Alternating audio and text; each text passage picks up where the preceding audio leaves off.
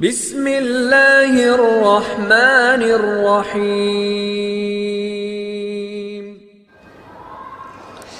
السلام علیکم ورحمۃ اللہ وبرکاتہ۔ الحمد للہ وکفى وسلام علی عباده الذین اصطفى، اما بعد۔ عن ابی ہریرہ رضی اللہ عنہ قال قال رسول اللہ صلی اللہ علیہ وسلم انظروا من هو اسفل منکم ولا تنظروا من هو على فوقکم فهو أجدر ألا تزدروا نعمة الله عليكم، رواہ متفق علیہ۔ حضرت ابو ہریرہ رضی اللہ تعالیٰ عنہ کہتے ہیں، اللہ کے نبی صلی اللہ علیہ وسلم نے ارشاد فرمایا، انظروا من هو اسفل منکم ولا تنظروا من هو فوقکم، کہ تم اپنے سے نیچے والوں کی طرف دیکھو، اونچے والے کی طرف نہ دیکھو۔ کیوں؟ وَهُوَ أَجْدَرُ أَلَّا تَزْدَرُوا نِعْمَةَ اللَّهِ عَلَيْكُمْ، اس لیے کہ تم اللہ کی نعمت کو حقیر نہ جانو۔ نبی علیہ السلام نے حدیث پاک کے اندر انسانی فطرت کی طرف اشارہ فرمایا ہے کہ عام طور پہ انسان دنیاوی اعتبار سے زیادہ حرص و طمع کا مالک ہوتا ہے، ان کے دلوں کے اندر دنیاوی حسد داخل ہوتی ہے، جس کی بنیاد پر وہ ہمیشہ یہ چاہتا ہے کہ ہم سامنے والوں سے اونچا رہے، اس سے بڑا مقام حاصل کر لیں، زیادہ دولت حاصل کر لیں۔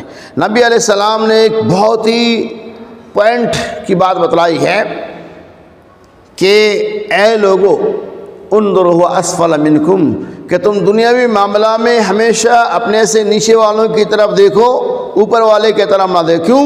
چونکہ اگر تو اپنے سے اوپر والوں کی طرف دیکھو گے، مالداروں کو دیکھو گے، بلڈنگ والوں کو دیکھو گے، بنگلہ والوں کو دیکھو گے، تو اللہ کی جو نعمتیں ہیں ان نعمتوں کی کوئی قدر نہیں ہوں گی، ان نعمتوں کو تم حقیر جانو گے، اور تمہارے دل کے اندر یہ بات رہے گی ہمارے پاس کیا ہے، سامنے والے کے بعد بہت کچھ۔ اسی لیے اللہ کے نبی صلی اللہ علیہ وسلم کہ ہمیشہ اپنے سے نیچے والوں کی طرف دیکھو۔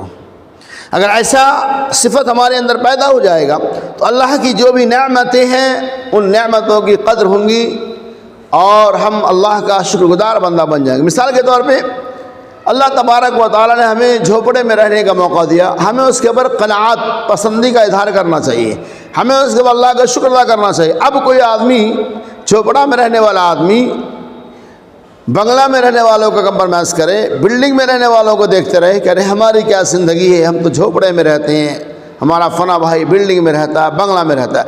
ایسا اگر انسان سوچتا ہے تو کیا ہوگا؟ اللہ کی نعمت کی قدر نہیں ہوں گی، وہ جو بھی اللہ کی نعمتیں ایک جھوپڑے کی شکل میں اس کو حقیر سمجھے گا اور کفران نعمت کے وہ شکار ہو جائیں گے۔ لیکن وہی بندہ اگر یہ دیکھتا ہے کہ اللہ نے مجھے ایک جھوپڑا تو دیا، ہمارا بھائی تو کرائے سے رہتا ہے، بھاڑے سے رہتا ہے، ہمارا بھائی تو فٹ پاتھ پہ اپنی زندگی گزارتا ہے، اگر وہ اپنے سے نیچے والوں کی طرف دیکھے گا تو اللہ کی نعمت کی قدر ہوں گی اور وہ اللہ کا شکر گزار بندہ بن جائے گا۔ لیکن اگر ایسا کرنے کے بجائے ہم اونچائی کی طرف دیکھتے ہیں تو اللہ کی جو بھی نعمتیں ہوں گی اس کی قدر و قیمت ہمارے اور آپ کے یہاں سے مفقود ہو جائے گا، ختم ہو جائے گا۔ یہ ایک بات ہے۔ اور اگر ایسا کریں گے تو خرابی کے حالات میں سن لیجیے، اگر آدمی کے اندر یہ صفت داخل ہو جائے کہ ہمیشہ اپنے سے اوپر والوں کی طرف دیکھتا ہے، اپنے سے مالداروں کی طرف دیکھتا ہے، جس کے بعد 2 روم ہے 4 روم ہے، ہمیشہ اس کو اپنے ذہن و دماغ میں بیٹھاتا ہے، اگر ایسا کریں گے تو کیا ہوگا؟ بس آپ حرام و حرام کی تمیز کو کھو دیں گے۔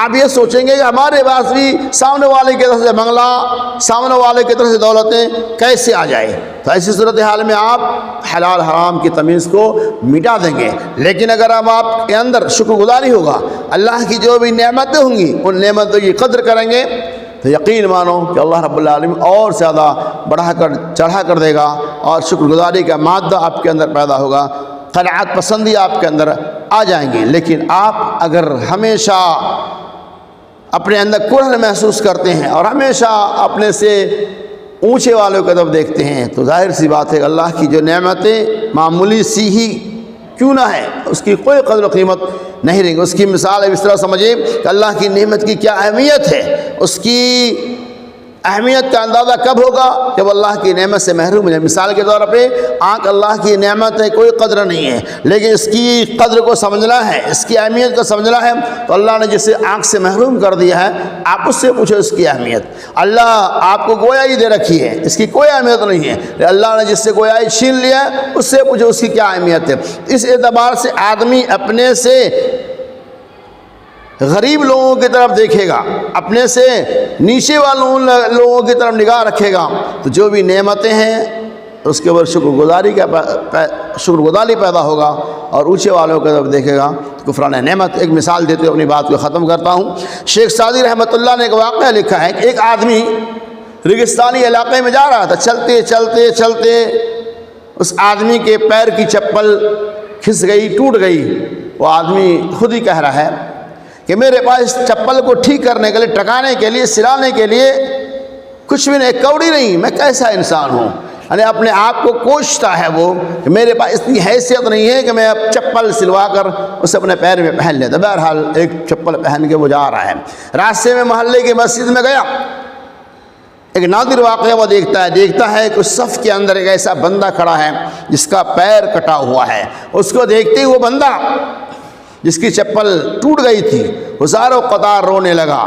بعد میں رونے کی وجہ پوچھی گئی تو انہوں نے واضح کر دیا کہ معاملہ واقعہ اس طرح سے ہے کہ میرے پیر کی چپل جب ٹوٹ گئی تو میں اپنے آپ کو کوشتا رہا کہ میری کیا حیثیت ہے، میرے پاس اتنی طاقت نہیں کہ میں چپل ٹکوا سکوں، اور جب میں نے اپنے بھائی کو دیکھا تو میں اللہ کے سامنے رویا گر گیا، اللہ معافی چاہتا ہوں، تو نے مجھے چپل کی نعمت سے محروم کیا، لیکن میرے بھائی کو تو ایک پیر ہی نہیں ہے، میرا بھائی ایک پیر سے معذور ہے، اے اللہ تو نے مجھے اس سے کئی گنا زیادہ بہتر اور اچھا بنایا۔ اس واقعہ سے یہ پتہ چلتا ہے کہ اگر آپ اپنے سے نیچے والوں کی طرف دیکھیں گے تو اللہ کی نعمت کی قدردانی ہوں گی۔ اسی لیے اللہ کے نبی صلی اللہ علیہ وسلم وَهُوَ أَجْدَرُ أَلَّا تَزْدُرُ نِعْمَةَ اللَّهِ کہ اگر تم دنیاوی معاملہ میں اپنے سے نیچے والوں کی طرف دیکھو گے تو اللہ کی نعمت کی قدر ہوں گی، اور اپنے سے اونچے والوں کی طرف دیکھو گے تو اللہ کی نعمت کو حقیر جانو گے اور ان کی نعمت کو ٹھکرا دو گے، کفران نعمت کرنے لگو گے۔